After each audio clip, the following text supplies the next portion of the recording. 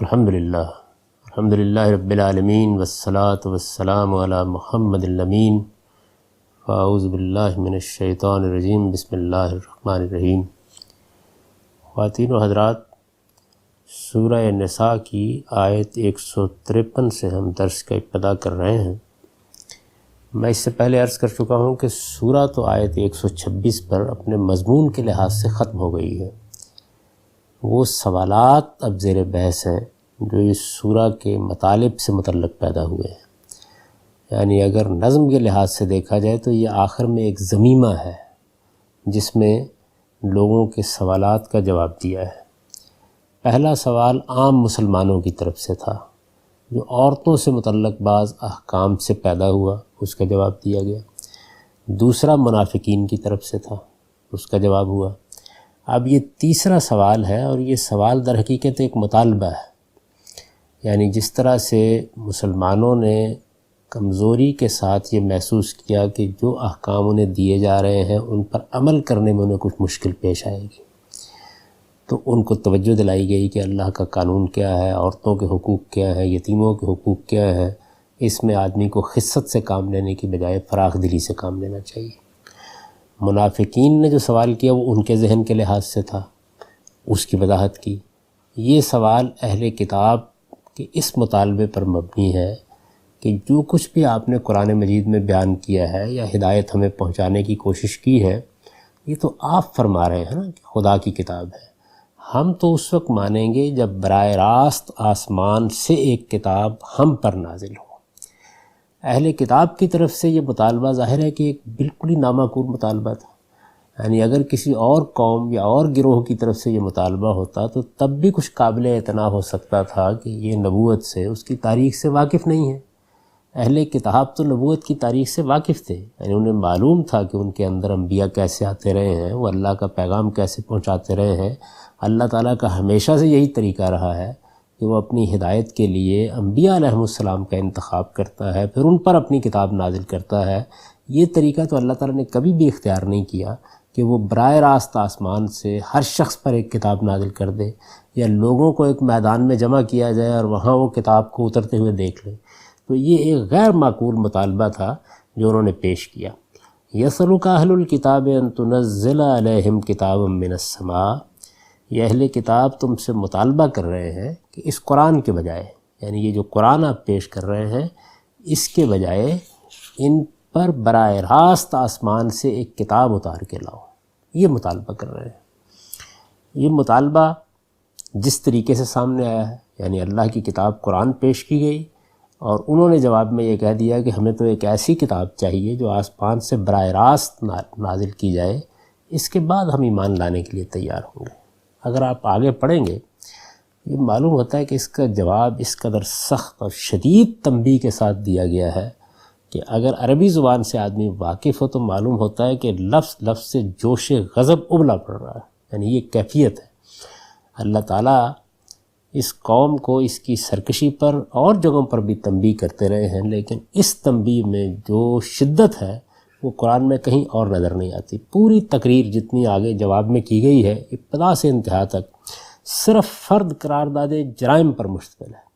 اور کلام کے جوش اور روانی کا یہ عالم ہے کہ بات شروع ہونے کے بعد یہ متعین کرنا مشکل ہوتا ہے ختم کہاں ہوگی۔ یعنی جیسے غیر معمولی غضب کے عالم میں آدمی گفتگو کرتا ہے، اس قسم کے پرجوش اور پرغضب کلام میں بعض اوقات خبر حذف ہو جاتی ہے، یعنی آپ جملے کا ایک حصہ بولتے ہیں اور آگے کچھ نہیں کہتے۔ یہی صورتحال آپ یہاں دیکھیں گے، یعنی متکلم کا جوش اور اس کا غضب ہی خبر کا قائم مقام بن گیا ہے، اور بات کی ابتدائی سے اندازہ ہو جاتا ہے کہ متکلم کیا کہنا چاہتا ہے، اگرچہ وہ الفاظ میں اس کو بیان نہیں کرتا۔ تو اس طرح کا کلام ہے یہ۔ اس کلام کی اس نوعیت کو سامنے رکھیے، کیونکہ اس میں ایک مشکل پیش آتی ہے آگے، وہ اس کی نوعیت کو نہ سمجھنے ہی سے لوگوں کے سامنے آئی ہے۔ سوال بھی احمقانہ ہے، مطالبہ غیر معقول ہے، بات ایسی کہی اور اس گروہ نے کہی ہے جس کو کسی حال میں بھی یہ بات نہیں کہنی چاہیے تھی۔ یعنی یہ کہ آسمان سے آپ کتاب اترتی ہوئی دیجئے، اس کے بعد ہم مانیں گے۔ قرآن مجید ان کو دعوت دے رہا ہے، جو دعوت اس سورہ میں بھی دی گئی، ظاہر ہے کہ اس کے مخاطب اہل کتاب ہی ہیں، تو اس دعوت کے بعد تو ہونا یہ چاہیے تھا کہ کوئی سوال کیا جاتا ہے، یہ بات یہاں سمجھ میں نہیں آ رہی، یہاں دلیل میں کوئی وضاحت نہیں ہے، یہاں ہمارے ذہن میں یہ سوال پیدا ہو، اشکال پیدا ہوتا ہے، وہ ساری بات ایک طرف رہ گئی، اور جو مطالبہ کیا گیا وہ یہ کہ یہ قرآن نہیں، آپ آسمان سے براہ راست کتاب نازل کریں، اس کے بعد ہم اس کو قابل غور سمجھیں گے۔ تو اندازہ کیا جا سکتا ہے کہ یہ کیسا غیر معقول مطالبہ ہے۔ تو فرمایا فقط سالوا موسیٰ اکبر من ذالک، یعنی اب جواب یہاں سے شروع کیا، جواب یہاں سے شروع کیا ہے کہ انہوں نے آپ سے مطالبہ کیا ہے کہ براہ راست آسمان سے کتاب اتار کر لاؤ، اس میں تعجب کی کوئی بات نہیں، انہوں نے موسیٰ سے اس سے بھی بڑا مطالبہ کیا تھا۔ یعنی یہاں سے اب معلوم ہوتا ہے کہ غضب کلام کے اندر نمایاں ہونا شروع ہوا ہے۔ کیا کہا تھا؟ فقالوا ارنا اللہ جہرۃ، آپ سے تو صرف اتنا ہی مطالبہ کیا ہے کتاب اتار کے لاؤ، انہوں نے ان سے تو یہ مطالبہ کیا تھا کہ ہمیں خدا دکھاؤ۔ یعنی اس کائنات میں خدا کا جو پورا نظم ہے وہ ہے ہی اس چیز پر مبنی کہ آپ خدا کو دیکھتے نہیں ہیں۔ اس امتحان میں انسان کو ڈالا گیا ہے کہ وہ غیب میں رہتے ہوئے بن دیکھے عقل سے علم سے ایک چیز کو سمجھے۔ تو انہوں نے اس وقت بھی، یعنی جس طرح یہ بات صدیوں میں ان کو جنوائی گئی کہ اللہ کا طریقہ یہی ہے، یعنی اللہ کا نہ تو یہ طریقہ ہے کہ آپ کوئی ریاضتیں کریں، کوئی چلے کریں اور اس کے بعد آپ کو براہ راست ہدایت ملنی شروع ہو جائے، نہ اللہ کا یہ طریقہ کبھی رہا ہے کہ وہ ہر شخص کے گھر میں ایک کتاب نازل کر دے، یا قوموں کو ایک جگہ جمع کرے اور جمع کر کے ان کو کہے کہ یہ میری کتاب ہے لے لو۔ ہمیشہ سے اللہ کا طریقہ یہی رہا ہے کہ وہ انسانوں میں سے کسی کا انتخاب کرتا ہے۔ اس کی وجہ یہ ہے کہ اس نے دنیا امتحان کے لیے بنائی ہے، اس میں ہر حجاب نہیں اٹھایا جا سکتا، یعنی کچھ نہ کچھ حجاب باقی رکھا جائے گا تاکہ علم اور عقل کا امتحان ہوتا رہے انسان سے۔ تو فرمایا کہ یہ تو کوئی بات ہی نہیں ہے، انہوں نے تو موسیٰ سے اس سے بھی بڑا مطالبہ کیا تھا، فقالوا ارنا اللہ جہرا، انہوں نے مطالبہ کیا تھا کہ میں خدا کو سامنے دکھاؤ۔ پھر فاخذتہم الصاعقۃ بظلمہم، ان کی اس سرکشی کے باعث ان کو اکڑنے آ لیا تھا، ان کو کڑکنے آ لیا تھا۔ یعنی جب یہ اکڑ کر کھڑے ہوئے، خدا کے مقابلے میں آئے، سرکشی انہوں نے اختیار کی، تو ان کو ایک کڑکنے آ لیا۔ ثم اتخذوا العجل من بعد ما جاءتهم البینات، فرمایا ان کی کیا پوچھتے ہو؟ واضح ہدایت آنے کے بعد، بینات کو دیکھنے کے بعد، کھلی کھلی نشانیاں دیکھنے کے بعد، جب وہ ان کے پاس آ گئیں، انہوں نے اس وقت بچڑے کو معبود بنا لیا تھا۔ تو اللہ تعالیٰ کو دیکھنے کی خواہش کی، اور سیدنا موسیٰ علیہ السلام کی موجودگی میں، جب کہ وہ شرک ہی کے ابطال کے لیے آئے تھے اور ان کو وہاں سے نکال کے لائے جہاں بچڑوں کی پرستش ہو رہی تھی، ان کے سامنے سیدنا موسیٰ علیہ السلام کی پوری تاریخ گزری، غیر معمولی معجزات ہوئے، فرعون غرقاب ہوا، اللہ کی جزا و سزا اور دینونت کا ظہور ہوا۔ اس کے باوجود جب ان کو موقع ملا انہوں نے بچڑے کو معبود بنا لیا، تو دوسرے جرم کی طرف اشارہ کیا۔ اللہ تعالیٰ کو دیکھنے کی خواہش یہاں بھی بیان ہوئی ہے، اور انسان کے اندر یہ چیز پیدا بھی ہو جاتی ہے۔ یہ اگر شرح صدر اور اطمینان قلب کے لیے ہو تو کوئی قابل ملامت چیز نہیں ہے۔ بنی اسرائیل کا مطالبہ اصل میں ان کی بے یقینی اور تشکیک کا مظاہرہ ہے، اور انکار اور تکذیب کا بہانہ ہے۔ یعنی ہر سوال اور ہر مطالبہ صرف الفاظ سے نہیں نمایاں ہوتا، بلکہ اس کے محرکات کیا ہیں، کس پس منظر میں کیا گیا ہے۔ ایک سادہ طبیعت آدمی کہتا ہے کہ مجھے اللہ میں دکھائے نا، یہ بالکل اور بات ہے، اور ایک قوم کا سرکشی کے انداز میں کھڑے ہو کے یہ کہنا کہ ہم تو اس وقت مانیں گے جب خدا دکھاؤ گے، یہ بالکل دوسری بات ہے۔ تو ان پر عتاب ان کے اس پس منظر کی وجہ سے اور ان کے اس رویے کی وجہ سے ہوا، اور یہ فرمایا ہے کہ اللہ نے ان کے اوپر کوئی زیادتی نہیں کی،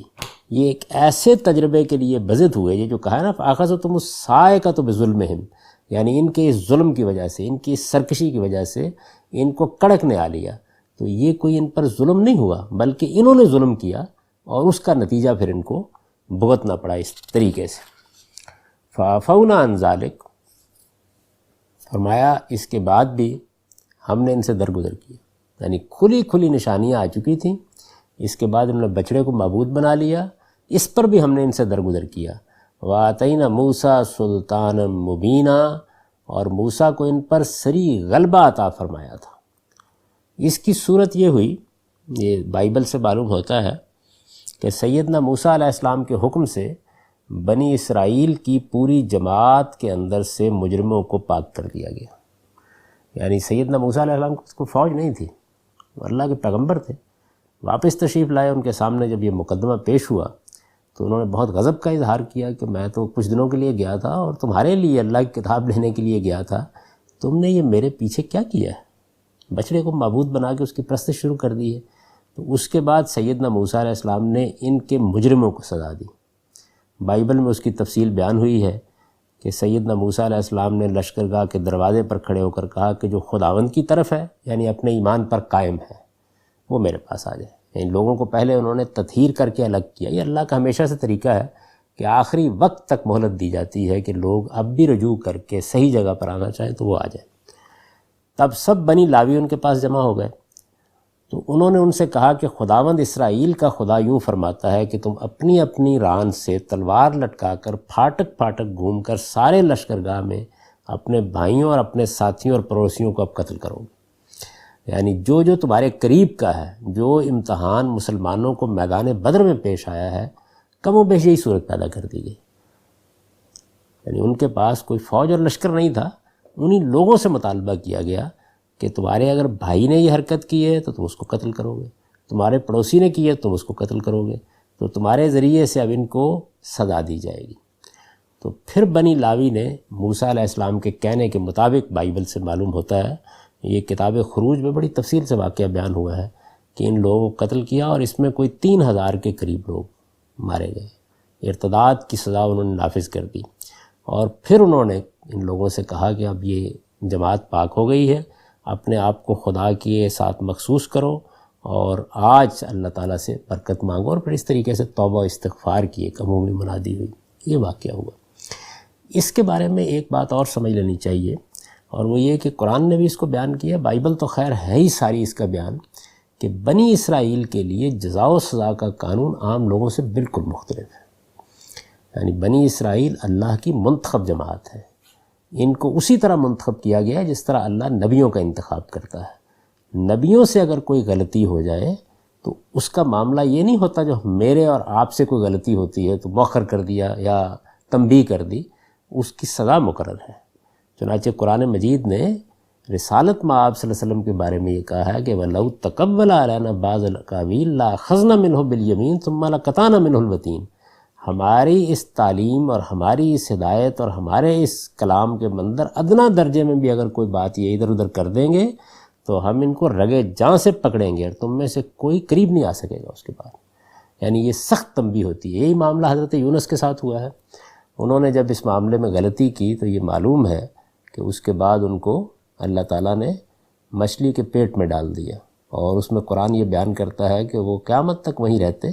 اگر اس کے بعد وہ توبہ استغفار نہ کرتے، کیونکہ انہوں نے جس منصب پر وہ فائز تھے اس میں غلطی۔ ازواج مطہرات کے بارے میں قرآن نے بیان کیا ہے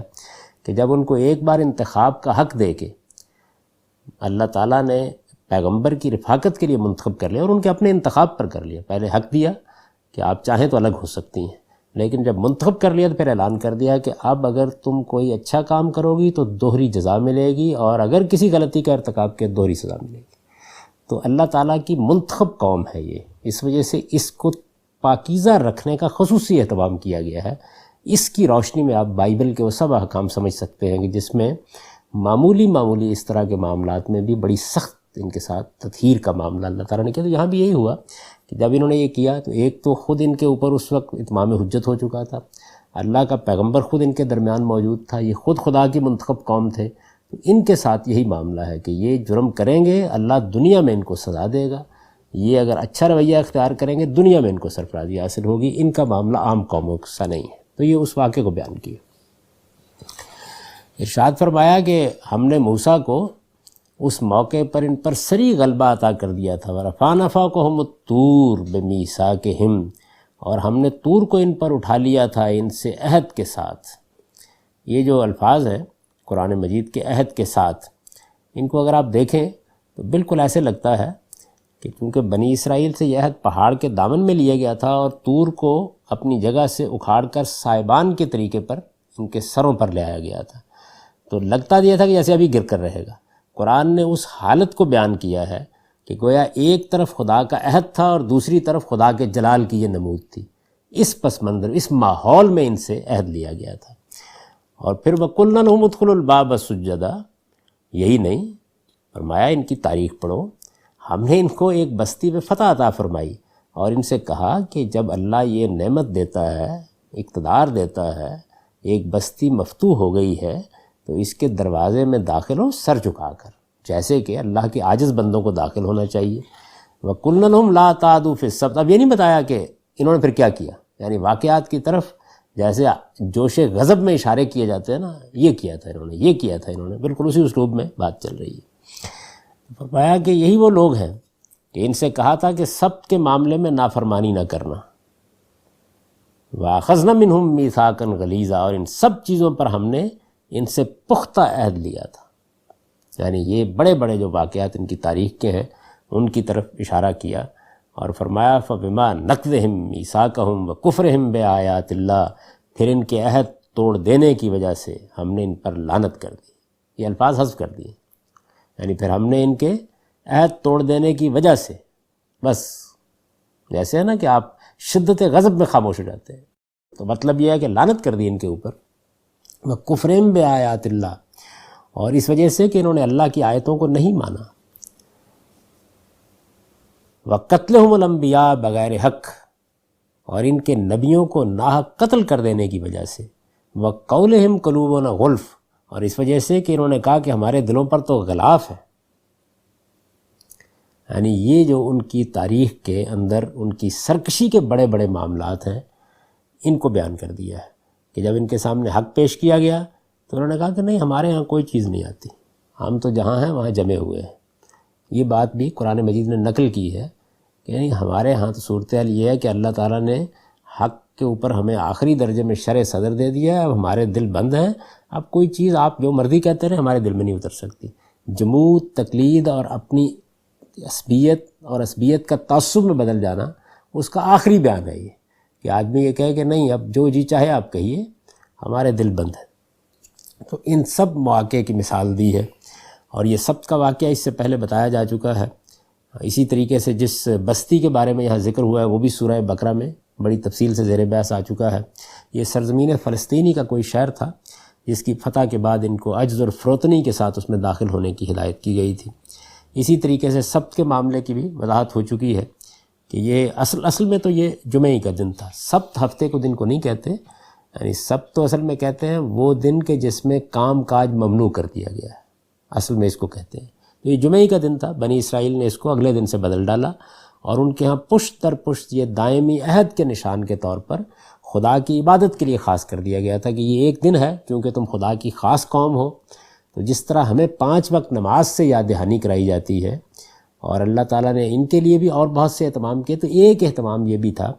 کہ ایک ایسا دن ہفتے میں ہے کہ جس میں کام کاج، سیر شکار، حتیٰ کہ گھروں میں آگ جلانا، لونڈی غلاموں سے کوئی خدمت لینا سب ممنوع ہوتا تھا،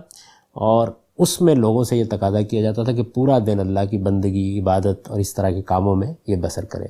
تورات پڑھیں، ہیکل میں جائیں، جیسے کہ ہمارے ہاں بھی جمعہ کے دن ایک خاص وقت کے لیے یہ اہتمام ہوتا ہے، لیکن ان کے یہاں پورا دن تھا۔ تو ان کی ایک بستی کے لوگوں نے ایک ہیلا ایجاد کر کے مچھلیاں شکار کرنے کا بندوبست کر لیا، اس واقعے سے لوگ عام طور پر واقف ہیں، تو یہ اس کا حوالہ دیا ہے۔ تو شریعت کا مذاق اڑانے کے جو معاملات انہوں نے کیے، اللہ کے عہد کو جس طریقے سے توڑا، انبیاء علیہ السلام کے قتل کے درپے ہوئے، تو فرمایا کہ یہ ہوا، اور یہاں تک کہ حق کے مقابلے میں انہوں نے کہا کہ ہمارے تو دلوں پر غلاف ہے، یہاں کوئی چیز داخل نہیں ہو سکتی،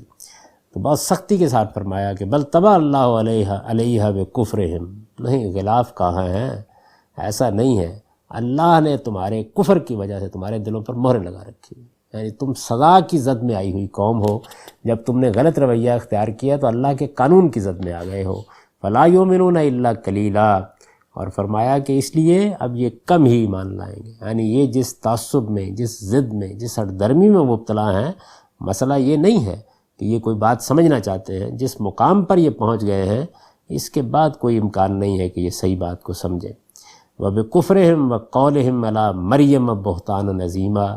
بلکہ اللہ نے گویا پوری بات یہ ہے کہ ان کے کفر کی پاداش میں ان کے دلوں پر مہر کر دیا، اس لیے یہ کم ہی مان لائیں گے، اور ان کی کفر کی وجہ سے اور مریم پر بہتان عظیم لگانے کی وجہ سے، وَقَوْلِهِمْ إِنَّا قَتَلْنَا الْمَسِيحَ عِيسَى ابْنَ مَرْيَمَ رَسُولَ اللَّهِ، اور ان کے اس دعوے کی وجہ سے کہ ہم نے مسیح ابن مریم رسول اللہ کو قتل کر دیا۔ یعنی اب پھر ایک مرتبہ ان کے جرائم بتائے ہیں کہ انہوں نے صرف یہی نہیں کیا، انہوں نے کفر کیا، اور کفر بھی اس درجے کا کیا کہ خدا کو جانا، سمجھا، اس کی آیات اور بینات کو دیکھا، اور اس کے باوجود حقائق کا انکار کر دیا۔ پھر اس کے بعد وَقَوْلِهِمْ عَلَىٰ مَرْيَمَ بُهْتَانًا عَظِيمًا، یعنی مریم پر ایک عظیم بہتان لگا دیا۔ یہود نے یہ الزام سیدنا مسیح علیہ السلام کے بعد لگایا ہے، یعنی یہ ان کی زندگی میں لگانے کی جرت نہیں کر سکے اور ان کے سامنے بھی کبھی نہیں کہہ سکے، لیکن ان کے بعد انہوں نے یہ بات کہنا شروع کر دی جو ایک برے الزام کی صورت میں ان کے شائع و ضائع ہونا شروع ہوئی، اس کا حوالہ دیا ہے۔ تو یہ کیا، وَقَوْلِهِمْ إِنَّا قَتَلْنَا الْمَسِيحَ عِيسَى ابْنَ مَرْيَمَ رَسُولَ اللَّهِ، اور پھر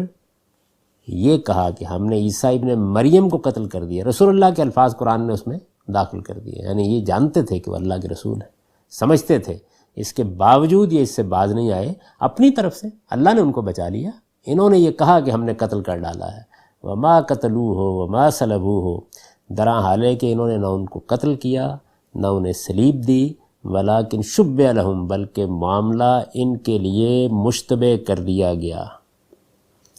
یہ ایک جملہ معترضہ آپ درمیان میں آ گیا ہے، یعنی یہود کی طرف سے جب یہ بیان کیا گیا کہ انہوں نے کہا ہے کہ ہم نے مسیح ابن مریم رسول اللہ کو قتل کر دیا ہے، تو فوری طور پر کلام کو روک کے تردید کی گئی ہے اس کی۔ یہ ایک معترضہ جملہ ہے، جیسے آپ بات کرتے ہوئے درمیان میں روک کر کسی بات کی وضاحت کرتے ہیں۔ یہ جو فوری تردید کی ہے، اس سے دو پہلو سامنے آتے ہیں۔ ایک تو یہ کہ اللہ کے رسول اس کی حفاظت میں ہوتے ہیں، ان کے خلاف ان کے دشمنوں کی چالیں خدا کامیاب نہیں ہونے دیتا۔ اس وجہ سے یہود کا یہ دعویٰ کہ انہوں نے ان کو قتل کیا یا ان کو سولی دی، یہ بالکل ایک بے بنیاد دعویٰ ہے۔ وہ اپنی اس شرارت میں بالکل ناکام رہے، اس لیے قرآن نے بڑے زور کے ساتھ تردید کی ہے کہ ما قتلوہ وما صلبوہ۔ یہ البتہ بالکل ٹھیک ہے کہ قتل تو نہیں کر پائے، صلیب بھی نہیں دے پائے، لیکن اتنے جری اور سرکش ہیں کہ اس طرح کے ایک جھوٹے دعوے کا بار اپنے سر پر لے کر ہمیشہ کے لیے مبعوث ملعون ضرور ہو گئے، یعنی یہ نتیجہ ضرور نکلا۔ دوسرا یہ کہ نہ کہیں مسیح علیہ السلام کے قتل کا واقعہ پیش آیا، نہ کوئی سولی کا معاملہ پیش آیا۔ اب ہوا کیا کہ پال کے جو متبعین ہیں، سینٹ پال کے متبعین، انہوں نے اس فرضی افسانے کو لیا اور ایک پوری کی پوری دیب مالا تصنیف کر ڈالی، یعنی بجائے اس کے کہ وہ اس معاملے کی حقیقت کو سمجھنے کی کوشش کرتے، انہوں نے مان لیا اس کو، اور مان کر مسیحیت میں ایسا غلوب پیدا کیا کہ ایک نئی مسیحیت وجود میں آ گئی، اور اس طریقے سے جو کام نہیں ہوا تھا اسی کو بنیاد پر بنا کے گویا پرائے شگون پر اپنی ناک کٹوا دی۔ وہ بات جس کو قرآن نے پھر آگے کوئی کم و بیش 5-6 صدیوں کے بعد واضح کیا کہ معاملہ اس طرح کا ہوا ہی نہیں۔ کیا ہوا؟ فرمایا نا کہ ولیکن شبہ لہم، ان کے لیے معاملہ مشتبہ کر دیا گیا، صورتحال ایسی بنا دی گئی کہ یہود یہی سمجھے کہ انہوں نے مسیح علیہ السلام کو سولی دی ہے۔ اب یہاں یہ سوال پیدا ہوتا ہے کہ کیسے مشتبہ بنا دیا گیا، یعنی کیا صورت ہوئی اس کی؟ اس معاملے میں بہت کچھ لوگ کہتے ہیں، لیکن سب سے زیادہ قرین قیاس بیان اس معاملے میں انجیل برنباس کا ہے۔ انجیل برنباس کی استنادی حیثیت جو بھی ہو، اس پر بحث ہوتی رہتی ہے کہ یہ انجیل بعد میں وجود میں آئی ہے یا یہ مسلمانوں کی تصنیف ہے، اگرچہ اس کا اگر آپ داخلی لحاظ سے تجزیہ کریں تو یہ بالکل صاف واضح ہو جاتا ہے کہ اس طرح کی کوئی چیز نہیں ہے، لیکن اس بحث سے قطع نظر جو بات اس میں بتائی گئی ہے، قرآن کا یہ بیان کہ معاملہ ان کے لیے مشتبہ کر دیا گیا، اور انجیل برنباس کی وضاحت بڑی معقولیت سے مسئلے کو سلجھا دیتی ہے۔ اس میں یہ بتایا گیا ہے کہ یہودا اسکریوتی جو سیدنا مسیح علیہ السلام کا شاگرد ہے، یہ یہودیوں کے سردار کاہن سے رشوت لے کے مسیح علیہ السلام جہاں پہ موجود تھے، کوہ زیتون میں ایک گھاٹی میں وہ بیٹھے ہوئے تھے اپنے ساتھیوں کے ساتھ۔ اس وقت صورتحال بہت خراب ہو چکی تھی، اور یہودی علماء اصرار کر رہے تھے کہ اب ان کو پکڑا جائے اور پکڑ کر ان کو سولی دے دی جائے۔ یہ صورتحال تھی شہر میں۔ تو یروشلم میں یہ پہاڑ ذرا شہر سے باہر ہے، کوہ زیتون، اصل میں یہی وہ پہاڑ ہے جس پر سیدنا مسیح علیہ السلام جب پہلی مرتبہ اپنے وطن سے آئے یروشلم میں تو انہیں قیام فرمایا تھا۔ اسی کے اوپر وہ گاؤں ہے جس کو بیت فگے کہتے ہیں، یعنی جس کا ذکر قرآن نے کیا والتین والزیتون، تو وہ تین اس گاؤں کا نام ہے اور زیتون اس پہاڑ کا نام ہے۔ تو اس کو سیدنا مسیح علیہ السلام کی زندگی میں بڑی غیر معمولی اہمیت رہی ہے، اسی پر وہ تشریف لائے، اس وقت بھی وہیں تھے۔ تو اس میں پھر یہ رشوت لے کے ان کو گرفتار کرانے کے لیے سپاہیوں کو لے کر آ گئے، یعنی ایک محفوظ جگہ میں جہاں وہ موجود تھے وہاں آ گیا۔ تو اللہ تعالیٰ کے حکم سے انجیل برنباس یہ بتاتی ہے کہ 4 فرشتے جناب کو اٹھا کر لے گئے اس کے درمیان میں سے، اور یک بیک یہ ہوا کہ یہودا اسکیوتی کی اپنی صورت اور آواز بالکل وہی ہو گئی جو سیدنا مسیح کی، یعنی دو معاملات ایک ہی وقت میں ہوئے۔ ایک تو جس نے رشوت لی تھی شاگردوں میں سے اور پکڑوانے آیا تھا، اس کی آواز اور صورت سیدنا مسیح علیہ السلام کی سی ہو گئی، بالکل وہی صورت بن گئی اس کی، اور سیدنا مسیح علیہ السلام کو 4 فرشتے لے گئے۔ اب اس کو پکڑا گیا، اس کو سولی دی گئی، صورت بھی وہی بن گئی، آواز بھی وہی تھی۔ مسیح علیہ السلام کو تو یہ انجیل برناباس کہتی ہے کہ ہاتھ نہیں لگا سکے، یہ انہوں نے پوری تفصیل بیان کی ہے۔ تو قرآن کے الفاظ اتنے ہی ہیں کہ معاملہ ان کے لیے مشتبہ بنا دیا گیا۔ یہ کیسے مشتبہ بنایا گیا، اس کی بڑی قرینہ قیاس تعویل ہے۔ اس کی وجہ یہ ہے کہ بہرحال یہ تو ایک حقیقت ہے، کسی شخص کو سولی دی گئی اور وہ سولی انہوں نے مسیح ہی سمجھ کر دی ہے۔ یہود اسی بات کو بیان کرتے ہیں، تو آخر کچھ تو ہوا ہے نا۔ وہ کیا ہوا ہے قرآن نے تفصیل نہیں کی، صرف یہ بتایا کہ نہ سولی دے سکے نہ قتل کر سکے، معاملہ مشتبہ کر دیا گیا۔ مشتبہ کیسے کر دیا گیا؟ میرے خیال میں قرینہ قیاس ہے یہ بات، یعنی سمجھ میں آتی ہے، کیونکہ اگر واقعتاً اس نے مخبری کی ہے تو پھر جس بڑے جرم کا اس نے ارتکاب کیا سزا اسے بھی ملنی چاہیے تھی، اور وہ سزا بھی اس صورت میں اس کو بھی مل گئی، اور یہ تو مجرم قرار پائی گئے۔ اور ان کے معاملے میں بھی اللہ کا آخری عہد پورا ہو گیا، مطلب یہ ہے کہ اب قیامت تک کے لیے ان کو عذاب سے دوچار ہونا تھا۔ تو حضرت مسیح کو بظاہر اللہ کا رسول سمجھتے ہوئے انہوں نے قتل کر ڈالا نا اپنی طرف سے، تو اللہ نے بچا لیا۔ تو اس کا یہاں حوالہ دیا ہے اور فوری تردید کی ہے کہ وما قتلوہ وما صلبوہ ولکن شبہ لہم، نہ قتل کر سکے نہ صلیب دے سکے، معاملہ ان کے لیے مشتبہ کر دیا گیا۔ وَإِنَّ الَّذِينَ اخْتَلَفُوا فِيهِ لَفِي شَكٍّ مِّنْهُ،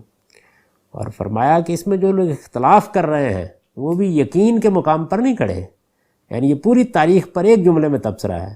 وہ بھی اس معاملے میں شک میں پڑے ہوئے ہیں، یعنی وہ بھی طرح طرح کے گمان کرتے ہیں۔ کوئی کہتا ہے کہ وہ اتارے گئے تھے، پھر ان کو قبر میں ڈالا گیا تھا، پھر نکال لیا گیا تھا، پھر 3 دن بعد جی پڑے تھے، یعنی سارا معاملہ جتنا ہے وہ اسی طرح کی شکوک کا شکار ہو گیا ہے۔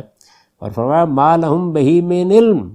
اصل میں کسی کو بھی اس کا صحیح علم نہیں ہے، کوئی بھی نہیں جانتا، الا اتباع ظن، صرف گمان ہے جن کے پیچھے سب چل رہے ہیں۔ لیکن اتنی بات سمجھ لو کہ وما قتلوہ یقینا، انہوں نے ان کو قتل نہیں کیا، ہاتھ نہیں لگا سکے ان کو، بل رفع اللہ الیہ، بلکہ اللہ ہی نے ان کو اپنی طرف اٹھا لیا۔ وکان اللہ عزیزا حکیما، اور اللہ زبردست ہے، اس لیے جب وہ فیصلہ کر لیتا ہے تو کوئی اس کا ہاتھ نہیں پکڑ سکتا، اور وہ بڑی حکمت والا ہے، اس لیے اپنے قانون اور اپنے قاعدے کے مطابق سب معاملات کرتا ہے۔ تو دونوں چیزوں کو بیان کر دیا ہے کہ یہ معاملہ اللہ تعالیٰ کی قوت قاہرہ سے ہوا اور خدا کی حکمت کے عین مطابق ہوا۔ یہاں جو بیان ہوا ہے کہ ان الذین اختلفوا فی، یعنی جن لوگوں نے اس معاملے میں اختلاف کیا ہے، تو یہ معلوم ہوتا ہے کہ نصارہ کی پوری تاریخ اس جملے میں آ گئی ہے۔ نفس واقعہ سے متعلق بھی ان میں بڑے اختلافات ہیں، اور پھر اس کی بنیاد پر جو دیومالا جو میتھالوجی انہوں نے بنائی ہے اس میں بھی بڑے اختلاف ہیں، اور یہ سارا اختلاف قدرتی نتیجہ ہے اس بات کا کہ انہوں نے اپنے سارے علم کلام کی بنیاد حقیقت کے بجائے محض ظن پر رکھی۔ یعنی اگر آپ پڑھیں مسیحیت کے پورے فکر کو اور ان کے علم کلام کو، تو یہ حقیقت ہے کہ جس سولی سے اللہ تعالیٰ نے سیدنا مسیح کو محفوظ رکھا، نصارہ حقیقت یہ ہے کہ وہ سولی اپنے لیے گاڑ کر اس پہ چڑھ کے خودکشی کر بیٹھے۔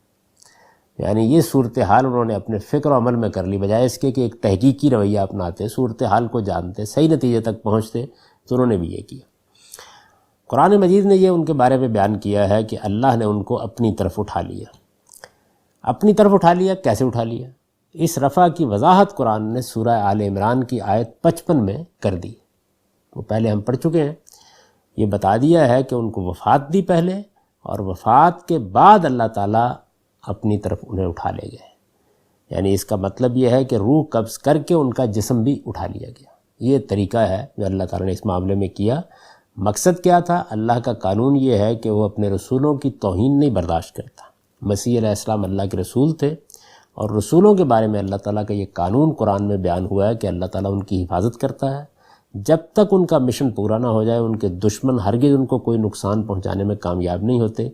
اسی طرح ان کی توہین تذلیل بھی وہ نہیں کر سکتے، اور جو لوگ اس کے درپے ہوں انہیں ایک خاص حد تک مہلت دینے کے بعد اپنے رسولوں کو لازماً ان کی دسترازی سے محفوظ کر دیتا ہے۔ تو اللہ تعالیٰ ان کو نکال لیا، جیسے رسالت میں آپ صلی اللہ علیہ وسلم کو ہجرت کے موقع پر نکال لیا گیا، حفاظت کے ساتھ بالکل اسی طریقے سے سیدنا مسیح علیہ السلام کو نکال لیا گیا۔ تو اللہ کے رسولوں کا معاملہ یہ ہوتا ہے۔ اب اس کے بعد ظاہر ہے کہ اللہ تعالیٰ نے ان کو اسی طرح وفات دی جس طرح کی وفات دی جاتی ہے۔ تو قرآن مجید نے دوسری جگہ اس کی وضاحت کر دی۔ اصول کیا؟ اصول یہ ہے کہ یہاں اجمال ہے، وہاں تفصیل ہے، تو تفصیل کی روشنی میں اجمال کو سمجھ لینا چاہیے۔ کیسے اٹھایا؟ کیونکہ یہ معاملہ اس طرح ہوا ہے کہ ان کو وہ ہاتھ نہ لگا سکیں، ان کا جسم مبارک ان کے حوالے نہیں کیا جا سکتا تھا، وہ اللہ کے فرشتے اٹھا کر لے گئے، اور اس کے بعد اللہ تعالیٰ نے اس قوم کے لیے ہمیشہ ہمیشہ کا فیصلہ کر دیا۔ فرمایا کہ یہ ان کے جرائم ہیں۔ اب یہ جو پچھلا سارا سلسلہ بیان ہے، اس کا جب ہم ترجمہ پڑھیں گے تو اس کے اندر جو زور ہے وہ بالکل نمایاں ہو جائے گا۔ اس طریقے سے اللہ تعالیٰ نے بتایا کہ یہ ان کے جرائم ہیں، یہاں تک یہ پہنچ گئے تھے، یہ حادثہ ان کے ساتھ ہوا تھا، اور انہوں نے سیدنا مسیح علیہ السلام کو جو اللہ کے رسول تھے ان تک کو قتل کرنے سے اپنی طرف سے دریغ نہیں کیا۔ یہ تو کر بیٹھے جو انہوں نے کرنا تھا، یہ اللہ تھا کہ اس نے ان کو محفوظ رکھا۔ وَإِن مِّنْ أَهْلِ الْكِتَابِ إِلَّا لَيُؤْمِنَنَّ بِهِ قَبْلَ مَوْتِهِ وَيَوْمَ الْقِيَامَةِ يَكُونُ عَلَيْهِمْ شَهِيدًا۔ فرمایا یہ ان کے جرائم ہیں۔ اب دیکھیے بات کہاں سے شروع ہوئی تھی کہ یہ آپ سے مطالبہ کر رہے ہیں کہ قرآن کو آپ چھوڑیں، براہ راست آسمان سے ایک کتاب اتار کے دکھائیں، اور پھر اللہ تعالیٰ نے کہا تھا کہ یہ کوئی ایسی بات نہیں ہے کہ جنہوں نے آج کر دی ہے، یہ اس سے پہلے یہ کر چکے ہیں، یہ کر چکے ہیں، یہ کر چکے ہیں، یہ کر چکے ہیں۔ تو فرمایا کہ اب ہم ان کو بتائے دیتے ہیں کہ ان اہل کتاب میں سے ایک ایک آدمی اپنی موت سے پہلے اس قرآن پر یقین کر لے گا۔ وَإِن مِّنْ أَهْلِ الْكِتَابِ إِلَّا لَيُؤْمِنُنَّ بِهِ قَبْلَ مَوْتِهِ، یعنی یہ مطالبہ کر رہے ہیں کہ ایک دوسری کتاب نازل کی جائے جو آسمان سے براہ راست آئے، تب مانیں گے۔ آپ ان کی پرواہ نہ کریں، اے پیغمبر ان اہل کتاب میں سے ہر ایک اپنی موت سے پہلے اسی قرآن پر یقین کر لے گا۔ وَيَوْمَ الْقِيَامَةِ يَكُونُ عَلَيْهِمْ شَهِيدًا، اور قیامت کے دن یہ ان پر گواہی دے گا۔ یہ درمیان کے جملہ معترضہ کو اگر آپ نکال دیں اور بات کو وہاں سے لے جائیں تو اس جملے کو سمجھنے میں کوئی دقت نہیں ہوگی۔ بات وہ جملہ کیا تھا؟ یہ مطالبہ کر رہے ہیں آپ سے کہ آپ آسمان سے اتری ہوئی کوئی کتاب براہ راست ان کو پیش کریں، یا تب مانیں گے۔ ان کی پرواہ نہ کرو، ان اہل کتاب میں سے ہر ایک اپنی موت سے پہلے اسی قرآن کو مانے گا۔ تو یہ جملہ جو ہے یہ اصل میں اس پہلے جملے کے جواب میں اب آیا ہے، اور قیامت کے دن یہی قرآن ان کے اوپر خدا کی حجت بن کے معاملہ ان کا صاف کر دے گا۔ یہ بالکل وہی قانون ہے جو قرآن مجید نے جگہ جگہ بیان کیا ہے کہ پیغمبر کی طرف سے جو اتمام حجت ہوتا ہے اس میں اقرار کوئی کرے یا نہ کرے حق واضح ہو جاتا ہے آخری درجے میں۔ تو یہاں جو ماننا ہے وہ کوئی اقرار کرنے کے معنی میں نہیں ہے، یعنی یہ بالکل اس معنی میں ہے کہ ہر آدمی کو یقین ہو جائے گا، ان میں کوئی شبہ نہیں رہے گا۔ اگر کسی کے دل میں کوئی تردد ہے تو وہ نشانیاں نمودار ہو جائیں گی کہ جس کے بعد یہ سب ہو جائے گا۔ تو دین میں جو ایمان ہے، جو معتبر ایمان ہے، وہ ایمان ہے کہ جو یقین، تصدیق اور اقرار تینوں اجزاء پر مشتمل ہو۔ ایک ایمان اس کے بالکل برخلاف وہ ہوتا ہے کہ جس کے اندر یقین اور تصدیق کے اجزاء تو نہیں پائے جاتے لیکن اظہار کیا جاتا ہے، یہ منافقین کا ایمان ہے۔ اسی طرح ایک ایمان وہ بھی ہے جس کے اندر یقین تو پایا جاتا ہے لیکن اس کے اندر تصدیق اور اقرار نہیں ہوتا، یہ متکبرین اور متمردین کا ایمان ہے۔ ان پر حق کا حق ہونا واضح ہو جاتا ہے لیکن وہ اپنی رعونت اور شرارت کی وجہ سے تصدیق یا اقرار نہیں کرتے اور اپنی شرارت کو مختلف بہانوں کے پردوں میں چھپانے کی کوشش کرتے ہیں۔ تو یہ وہ ایمان ہے، یعنی متمرد ہے، سرکش ہے، تو ہمیں مان لیں گے، یعنی ان کے حق کوئی تردد نہیں ہوگا، اور چونکہ حجت تمام ہو چکی ہوگی ماننے پر مجبور ہوں گے، اس وجہ سے قیامت کے دن پھر یہ گواہی دے گا۔ تو یہ تہدید اور وعید کا جملہ ہے، مطلب یہ ہے کہ اس وقت جو باتیں انہیں دلیل سے سمجھائی جا رہی ہیں وہی آنے والے دنوں میں واقعہ بن جائیں گی۔ انہیں سوچنا چاہیے کہ یہ اس وقت کیا کریں گے، اس وقت یہ مانیں گے اپنے دل سے، اور نتیجہ کیا نکلے گا؟ اقرار کے بغیر مریں گے، اور نتیجے کے طور پر قیامت میں پھر یہ گواہی دے گا ان کے خلاف۔ اب ان آیات کا سادہ ترجمہ سن لیجئے۔ ارشاد فرمایا ہے یہ اہل کتاب تم سے مطالبہ کر رہے ہیں کہ اس قرآن کے بجائے ان پر براہ راست آسمان سے ایک کتاب اتار لاؤ۔ اس میں تعجب کی کوئی بات نہیں ہے، انہوں نے موسیٰ سے اس سے بھی بڑا مطالبہ کیا تھا، انہوں نے مطالبہ کیا تھا کہ ہمیں خدا کو سامنے دکھاؤ، تو ان کی سرکشی کے باعث ان کو کڑک نے آ لیا تھا۔ پھر انہوں نے بچڑے کو معبود بنا لیا، اس کے بعد کہ ان کے پاس کھلی کھلی نشانیاں آ چکی تھی، اس پر بھی ہم نے ان سے درگزر کیا، اور موسیٰ کو ان پر سریع غلبہ عطا فرمایا تھا، اور ہم نے طور کو ان پر اٹھا لیا تھا ان سے عہد کے ساتھ، اور ان کو حکم دیا تھا کہ شہر کے دروازے میں سر جھکائے ہوئے داخل ہوں، اور ان سے کہا تھا کہ سب کے معاملے میں نافرمانی نہ کرنا، اور ان سب چیزوں پر ہم نے ان سے پختہ عہد لیا تھا۔ پھر ان کے عہد توڑ دینے کی وجہ سے ہم نے ان پر لعنت کر دی، اور اس وجہ سے کہ انہوں نے اللہ کی آیتوں کو نہیں مانا، اور ان کے ناحق قتل کر دینے کی وجہ سے، اور اس وجہ سے کہ انہوں نے کہا کہ ہمارے دلوں پر تو غلاف ہے، نہیں بلکہ ان کے کفر کی پاداش میں اللہ نے ان کے دلوں پر مہر کر دی ہے، اس لیے اب یہ کم ہی ایمان لائیں گے، اور ان کے کفر کی وجہ سے اور مریم پر بہتان عظیم لگانے کی وجہ سے، اور ان کے اس دعوے کی وجہ سے کہ ہم نے مسیح ابن مریم رسول اللہ کو قتل کر دیا ہے، درا حالے کہ انہوں نے نہ اس کو قتل کیا نہ اسے صلیب دی، بلکہ معاملہ ان کے لیے مشتبہ بنا دیا گیا۔ اس میں جو لوگ اختلاف کر رہے ہیں وہ اس معاملے میں شک میں پڑے ہوئے ہیں، ان کو اس کے متعلق کوئی علم نہیں، وہ صرف گمانوں کے پیچھے چل رہے ہیں۔ انہوں نے ہرگز اس کو قتل نہیں کیا، بلکہ اللہ ہی نے اسے اپنی طرف اٹھا لیا تھا، اور اللہ زبردست ہے، وہ بڑی حکمت والا ہے۔ یہ ان کے جرائم ہیں، اس لیے اب قرآن کے سوا یہ براہ راست آسمان سے اتری ہوئی کسی کتاب کا مطالبہ کر رہے ہیں تو ان کی پرواہ نہ کرو اے پیغمبر، ان اہل کتاب میں سے ہر ایک اپنی موت سے پہلے اسی قرآن پر یقین کر لے گا، اور قیامت کے دن یہ ان پر گواہی دے گا۔ اقول قولی ھذا واستغفر اللہ لی ولکم ولسائر